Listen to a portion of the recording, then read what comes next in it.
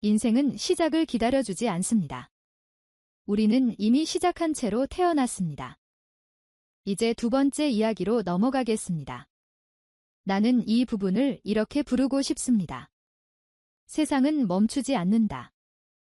친구의 장례를 마치고 일주일 좀 지났을 때였습니다. 나는 그 연구실을 정리하는 자리에 함께 사오셨습니다. 책상 위에는 아직 정리되지 않은 원고들이 놓여 있었고 다력에는 앞으로 만년 동안의 일정이 빼곡히 적혀 있었습니다. 강의 학회받고 만남 계획들 모든 것이 그대로였습니다. 다만 그 사람만 없었습니다. 그 장면은 지금도 또리아 찹니다. 의자가 비어 있었고 창문으로 햇빛이 들어오고 있었습니다. 마치 그가 잠시 자리를 비운 것처럼 보였습니다. 그러나 그는 돌아오지 않았습니다. 넌 놀라운 곳은 그 다음이었습니다. 학교는 멈추지 않았습니다. 학생들은 수업을 들어야 했고 학과는 운영되어야 했습니다. 몇 달 지나지 않아 다른 고수가 그의 강의를 맡았습니다. 사람들은 적응했습니다. 학기는 계속 흘러갔습니다. 그때 나는 가슴이 손을 해줬습니다.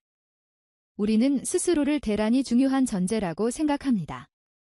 내가 없으면 큰일이 날 것처럼 늦고입니다. 그러나 한 사람이 사라져도 세상은 돌아갑니다. 아주 조인이 아무 일 없다는 듯이 그의 가족 역시 마찬가지였습니다.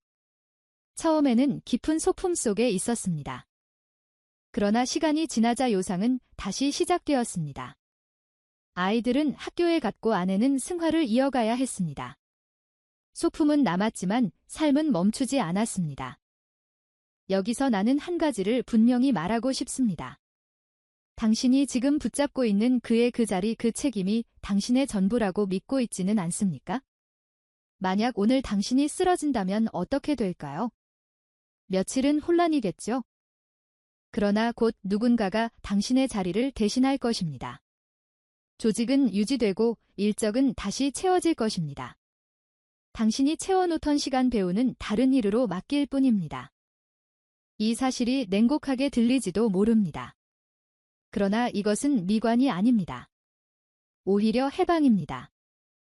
당신이 생각하는 것만큼 세상은 당신에게 의존하고 있지 않습니다. 그렇다면 질문이 달라집니다. 세상이 아니라 누가 정말로 당신을 기다리고 있습니까? 친구는 회사의 일정 속에 살았습니다. 그는 늘 바빴고 늘 중요한 일을 하고 있다고 믿었습니다. 그러나 마지막 순간에 그 얘기할 때 있었던 것은 일정표가 아니었습니다. 가족이었습니다. 나는 장례식장에서 조인이 생각했습니다. 우리는 모습을 위해 이렇게까지 애쓰고 있는가? 혹시 세상이 아니라 남의 길에 속에서 살고 있는 것은 아닌가? 여러분은 어떻게 생각하십니까? 지금 붙들고 있는 것이 정말로 놓칠 수 없는 것입니다. 이 나이가 되어 보니 알게 되는 것 같습니다. 자리는 채워지지만 마음은 채워지지 않습니다. 일은 이어지지만 관계는 이어지지 않을 수도 있습니다. 이제 세 번째 이야기를 넘어가겠습니다. 나는 이 부분을 이를 개부르고 싶습니다. 물질은 결국 남지 않는다. 나는 지금 작은 방에서 지납니다. 침대 하나, 책 몇 권, 오래된 나무 의자 하나, 그리고 책상 위에는 아내 사진이 놓여 있습니다. 그것이면 충분합니다. 그러나 늘 이렇게 살았던 곳은 아닙니다. 젊은 시절, 곳으로 서 자리를 잡고 강과 집이, 화통이 많아지면서 생활은 점점 넉넉해졌습니다. 더 넓은 집으로 옮기고 살림도 너로 났습니다. 그때는 그것이 성취의 증거처럼 느껴졌습니다. 남들처럼 살아야 한다는 생각도 있었습니다. 하지만 나이가 들수록 무거워는 너로 나수록 무거워졌습니다. 집이 그것을 수억 원리해야 할 것이 많아졌고 수요가 많아질수록 마음은 더 바빠졌습니다. 나는 많은 장례식에서 보았습니다. 동료, 교수들, 선배들, 친구들. 끝에마다 한 가지 장면 넌 끝났습니다. 관은 단순했고 또 나는 사람은 아무것도 가져가지 않았습니다. 평생 모은 가구도 끝으로 아기 돈 모은 건도 함께 타락하는 것은 하나도 없었습니다. 나는 한 번도 간 뒤에 이 사짐을 싣고 가는 모습을 본 적이 없습니다. 사람의 세상을 떠난 뒤 남겨진 집을 정리하는 일은 생각보다 빠르게 진행됩니다.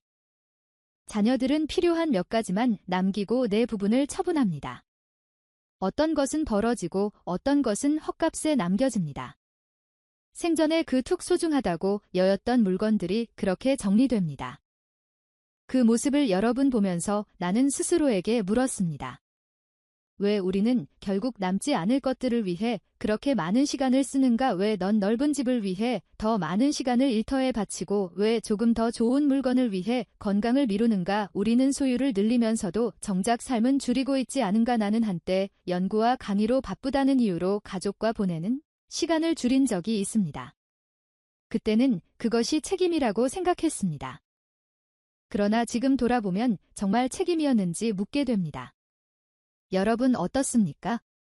지금 묻들고 있는 것이 정말로 당신의 삶은 풍요롭게 하고 있습니까? 아니면 당신의 시간을 빼앗고 있습니까? 이 나에 와보니 분명해집니다. 남는 것은 물건들이 아니라 기억입니다. 가구의 흘기가 아니라 식탁에서 나눈 대화입니다. 물질은 편리함을 줄 수는 있습니다. 그러나 의미를 주지는 않습니다. 의미는 사람에 줍니다. 원계가 줍니다. 이제 내 먼지의 이야기로 넘어가겠습니다. 나는 이 부분을 이렇게 부르고 싶습니다. 송공이란 착각, 몽인 진짬밤, 모의 진연이었습니다. 나는 학문 활동과 강근으로 비구적 난리 알리오지기 시작했고 그 해안 도시에서 의미 있는 상을 받게 되었습니다. 정장을 입고 단상에 올라가는 많은 사람들 앞에서 박수를 받았습니다. 조명이 비추고 사회자가 내 이름을 또 박도 박불로 주었습니다. 그 순간 나는 솔직히 말해 기뻤습니다. 오랜 시간 연구하고 끓으며 살아온 노력에 대한 인정처럼 느껴졌습니다. 마치 긴 경주에서 그 신선을 통과한 사람처럼 가슴이 벅차했습니다. 행사가 끝난 뒤 나는 상패를 들고 집으로 돌아왔습니다. 집 안은 조행했습니다. 아내는 이 종전까지 올리던 박수 소리는 이미 사라지고 없었습니다. 그 자리에 남은 것은 조용한 집과 하나 혼자분이었습니다. 그때 문득 이런 생각이 들었습니다. 그 자리에서 나를 향해 박수를 지도한 사람들은 나를 사랑해서 었을까 아니면 내가 맡은 약한과 성취를 인정했기 때문이었을까? 나는 그 상을 받기까지 여러 일정을 미루었습니다.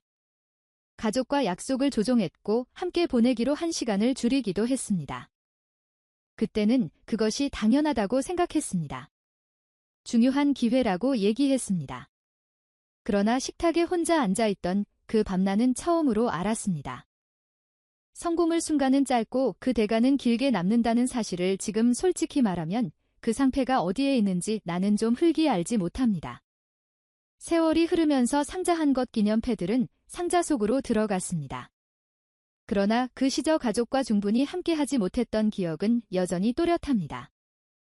여기서 나는 분명히 말하고 싶습니다. 직업은 당신의 정체성일 수는 있어도 당신의 전문은 아닙니다. 일은 필요합니다. 책임도 중요합니다. 그러나 그것이 사랑을 대신해주지는 않습니다. 만약 오늘 내가 세상을 떠난다면 나의 강의는 다른 고수가 이어갈 것입니다. 지금도 소관이 남겠지만 그것이 나를 대신해 가족의 손을 잡아주지는 못합니다. 여러분은 어떻습니까? 지금 지고 있는 그 성지가 정말로 당신의 밤을 따뜻하게 해주고 있습니다. 나는 학자로서 성실하게 살고자 노력했습니다. 그것은 부끄러운 일이 아닙니다. 그러나 그것보다 더 중요한 것이 무엇인지 깨닫는 데는 시간이 비조했습니다. 이제 5번째 이야기입니다. 나는 이 부분을 이렇게 물고 싶습니다. 결국 남는 것은 무엇인가? 나는 지금 의자에 앉아 하루를 보내는 시간이 많습니다. 몸은 예전 같지 않고 오래 걷지도 못합니다. 그래, 이상한 일입니다. 나는 수십 년 동안 강단에 섰고 수많은 강연을 했으며 여러 원의 책을 썼습니다. 그러나 종이 눈을 감고 떠오르는 장면은 연구성과도 학문적 토론도 아닙니다. 아내와 함께 보냈던 일의 외일 아침입니다. 바쁜 일정이 없는 날 마주 앉아 차를 마시며 나눠둔 대화 특별한 이야기가 아니었습니다. 그저 일상의 소소한 이야기였습니다. 그런데 그 시간에 지금은 가장 노력하게 남아 있습니다. 아이들이 어렸을 때의 웃음소리도 도룹니다. 3살, 4살, 무릎에 마르픈 웃음. 그 웃음은 집안을 가득 채워왔습니다. 나는 끝에 그 웃음이 야원아가 취름을 갔습니다. 그러나 아이들은 자라고 시간을 흘러갔습니다. 그의 왜일날, 눈이 많이 오토, 날이 웃습니다. 길가스, 차가 눈에 빠져 나오지 못하는 모습을 본 적이 있습니다. 나는 잠시 멈춰 함께 미뤄져 왔습니다. 잠깐의 일이었습니다. 그러나 그 사람의 고마운 표정이 아직도 기억에 남아 있습니다. 나는 이제 분명히 말할 수 있습니다. 사람은 자신이 가진 것을 기억하지 않습니다. 자신이 좋은 것을 기억합니다. 또는 동장을 떠나면 남지 않습니다. 이 직감은 시간이 지나면 잊습니다. 그러나 사랑을 준겨 누군가와 진심으로 연결되었던 순간은 사라지지 않습니다. 여기서 나는 여러분께 묻고 싶습니다. 지금 당신의 하루에는 무엇이 남겠습니까? 혹시 모든 시간에 일과 준비 속에만 쉬고 있지는 않습니까? 혹시나 중에 주게 타고 미루고 있지는 않습니까? 사랑도 용서도 따뜻한 말 한마디도 나는 많은 장례식에 참석하며 한 가지를 배웠습니다. 사람을 떠나 보내한테 우리는 그의 재산을 이야기하지 않습니다. 그가 어떤 사람이었는지를 이야기합니다. 얼마나 따뜻했는지 얼마나게 돼 있어 주었는지를 기억합니다. 이 나이가 되어보니 알게 됩니다. 결국 남는 것은 내가 옮겨진 것이 아니라 내가 내어준 것입니다. 이것이 5번째 이야기입니다. 결국 남는 것은 사랑과 시간입니다. 이제 마지막 부분으로 가겠습니다. 나는 이 부분을 이렇게 모르고 싶습니다. 인생을 바꾸는 3가지 격단. 첫째는 자존심을 내려놓는 일입니다. 전문, 시절을 나는 남의 평가를 의식했습니다. 학자로서 인정받고 싶었고 강단에서 존중받고 싶었습니다. 그것이 성장의 동족이 되기도 했습니다. 그러나 동시에 나를 묶어두는 족쇄이기도 했습니다. 사람들은 남의 눈을 두려워합니다. 실수하가와 고조당하가와 오리소고 보이가와 지도하지 않습니다. 하고 싶은 말이 있어도 삼키고 사랑한다는 말을 미루고 새로운 길을 앞에 두고도 물러섭니다. 그러나 이 나이에 와보니 분명해집니다. 사람들은 생각보다 우리를 오래 말아보지 않습니다. 각자 자기 삶을 산으로 맞댑니다. 우리는 남의 인생에서 중심이 아닙니다. 잠시 스쳐가는 존재일 뿐입니다. 그렇다면 왜 그들의 평가에 우리의 용기를 맡깁니다. 그들의 판단도 언젠가 사라집니다. 우리와 함께 흙으로 돌아갈 뿐입니다. 둘째는 마지막처럼 사는 양습입니다. 나는 이것을 인생에서 가장 강력한 괴로울이라고 생각합니다. 언젠가 부모를 마지막으로 안는 날이 옵니다. 언젠가 배우자와 마지막으로 마주 앉아 식사를 하는 날이 옵니다. 언젠가 친구와 마지막 인사를 나누는 날이 옵니다. 우리는 그날이 언젠지 모릅니다. 그래서 당연하게 여기입니다. 다음 있을 것처럼 행동합니다. 그러나 만약 이것이 마지막일지도 모른다고 생각해 보십시오. 그 순간은 달라집니다. 말 한마디가 달라지고 눈빛이 달라집니다. 서두르지 않게 되고 너 깊이 바라보게 됩니다. 나는 아내를 떠나 모넴 뒤에야 깨달았습니다. 평범했던 날들이 얼마나 소중했는지를 셋째는 개호 있는 삶입니다. 나는 만 100다 허리가 아프고 눈도 예전까지 않습니다. 하루하루가 손물처럼 느껴집니다. 그러나 당신은 아직 건강이 있습니다. 아직 선택할 수 있는 시간에 있습니다. 그 시간을 무감각하게 흘려보내지 마십시오. 밖으로 나가 바람을 느끼십시오. 가족에게 먼저 손을 내밀십시오. 미워하는 마음이 있다면 내려놓으십시오. 그것은 상대의 우리는 모두 좋습니다. 이것은 피할 수 없는 사실입니다. 그러나 대부분이 사람들은 안전하게만 살다가 사라집니다. 기다리다가 준비하다가 결국 시작하지 못한 채 끝납니다. 내 친구처럼 남념을 기다리지 마십시오. 좋은 음식이 있다면 지금 드십시오. 사랑한다는 말은 먼저 하십시오. 미루지 마십시오.